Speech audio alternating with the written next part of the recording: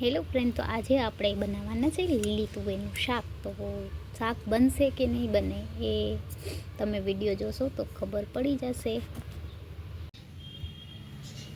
તો ગાઈસ, આપણે ટમેટા અને લસણની ગ્રેવી કરીશું. આપણે જે આ તુરદાળ છે એનું શાક બનાવવાનું છે આપણે. તો હું છે ને આ લસણ અને ટામેટું બે મિક્સ કરી અને મિક્સરમાં ગ્રેવી કરી આવું.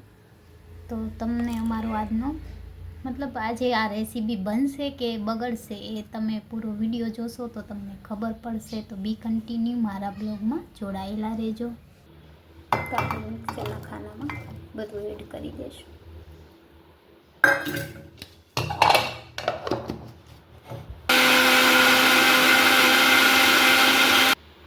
તો એકદમ ગ્રેવી આપણી રેડી છે, જોઈ શકો છો. ચાલો આપણે એને લઈ જઈએ ગ્રેવીને વઘાર દેવા માટે. તો ગાઈસ જોઈ શકો છો, આપણે તેલ મૂકી દીધું છે. તો ગાઈસ જોઈ શકો છો, આપણે તેલ મૂકી દીધું છે ને એમાં મમ્મી તરી રહ્યા છે મરચાં. આપણે આજે બનાવવાનું છે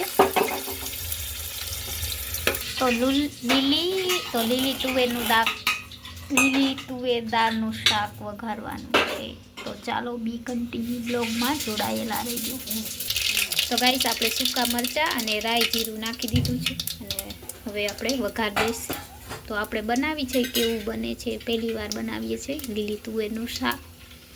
બગડે તો ભલે ને સુધરે તો ભલે.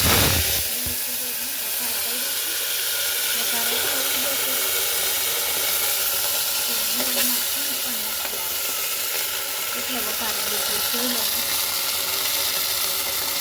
હવે આપણે હિંગ એડ કરીશું, પછી કરીશું હળદર, પછી તીખું તમે જે પ્રમાણે ખાતા હોય એ પ્રમાણે, તો મરચું પાવડર, ધાણા પાવડર અને મીઠું સ્વાદ અનુસાર એડ કરી દઈશું અને હલાવીશું.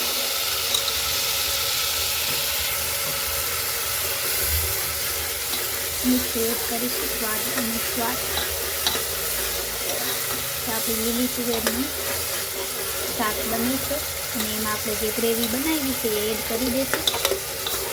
જોઈ લો ફ્રેન્ડ, અલગ જ રીતે અલગ જ જે બન્યું છે.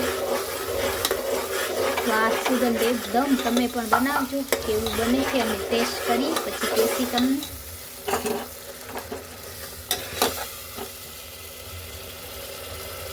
તો જોઈ લો ફ્રેન્ડ, આપણે લીલી તુવેરનું શાક રેડી છે.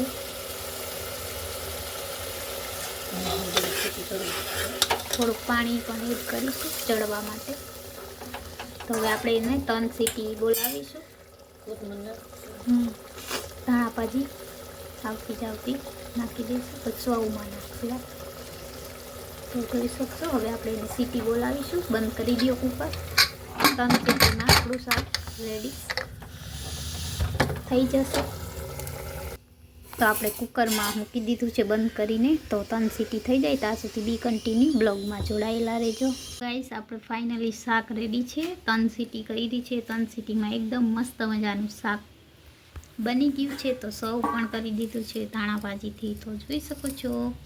તો તમને અમારો બ્લોગ કેવો લાગે છે? વિડીયો ગમે તો વિડીયોને લાઇક, શેર એન્ડ સબસ્ક્રાઈબ કરજો અને અમારો લોંગ વિડીયો ફૂલ વોચ કરીને જોજો. તો જોઈ લો ફ્રેન્ડ, ખાવા માટે એકદમ આપણી થાળી રેડી છે. આ બધા સાથે તમે લઈ શકો છો. તો રેડી છે આપણું લીલી તુવેરનું શાક. તો